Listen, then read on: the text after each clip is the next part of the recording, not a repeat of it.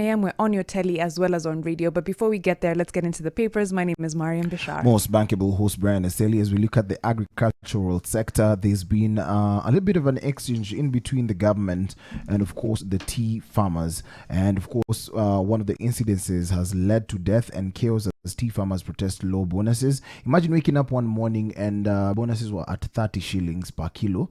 And then mnaambia tutawapea 20 shillings per kilo. Right. That was the case for a lot of farmers who last year did get 30 shillings per kilo of tea. And this year's bonus rate was now dropping all the way to 20 shillings per kilogram, sorry. And police are alleged to have shot a 28-year-old man named Robert Chipkoni as they broke up a protest by small-scale tea growers who supply tea to Mogogosiek factory. And of course, the wave of unrest is triggered by poor tea bonus payments. And that was in Bomet in South Rift. But the rates for tea seem to be varying across the country, with various places having very different rates for tea. As we look at that, the tea farmers, tea pickers boycotted tea picking because of dissatisfaction with the 46 shillings per kilo rate.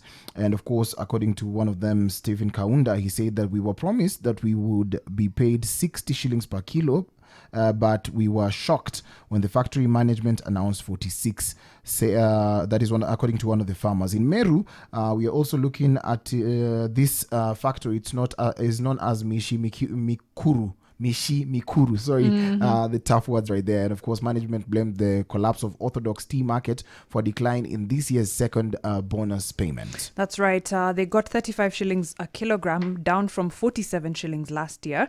But they complained that there's other factories that are paying much better. Like Imenti factory declared 60 shillings per kilogram. Githongo declared 56 shillings per kilogram. Kinoro 55, Kionyo 55, Kiegoi 51, and Weru 50 shillings.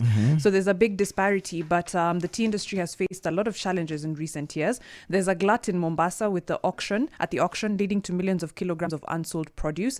So there was also the implementation of the Tea Act of 2020, which introduced a reserve price, which many people are not happy with. But the PS for Agriculture said that efforts to have the sale of 45 million kilograms of tea in the past 2 months have gone well, and they hope to also dispose of a remaining 55 million kilograms. He also said that the discrepancy witnessed in the payment of bonuses is usually from the quality of the tea of each factory. So if you're complaining, it's basically maybe your tea is not up to the right standard. But that's a bit strange considering for so many of these farmers, they got much higher bonuses last year and much better rates for their tea. But I don't think the quality of the tea is the problem, Mariam. For over all these years, people in Kionyo, people in Mishimikiru, all these areas in Meru, say Imenti and other places have been producing quality tea, and we've been known to export tea for the longest time. I don't think that anything has changed about the trade. It's just that the government needs to sit down with the farmers, get to understand where the problem is, but you can't tell farmers to diversify, yet you're not creating an environment whereby they can actually sell. Most recently, I've seen people burn down their tea farms True. And actually opting to do other forms of farming because they actually see it, find a challenge in trying to make sure that they get to make ends meet. Unakuwa na chai yako hapo, you stay with it for a long time. Of course, the quality will be bad after some time. That's very true. Yeah. And tea growing has gotten a lot, I don't know, it's been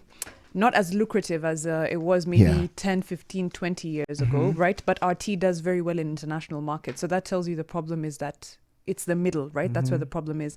If the farmers are making great tea and the end product is great tea, then the person in the middle is the one that's shortchanging people. And Mariam, of course, with the lucrative and increase in biashara real estate, you'd find so many people opting, bakinaisha shamba yote 300 acres nifanyie nini? See, I sell pieces and then make money within a short period of time. In sure bet. So there's a lot of factors that come to play, but I hope that government will definitely find reason with what the tea farmers are going through. And of course, we say pole to the family of the tea farmer who lost their life yesterday. What you know about love? Pop Smoke sampling, of course.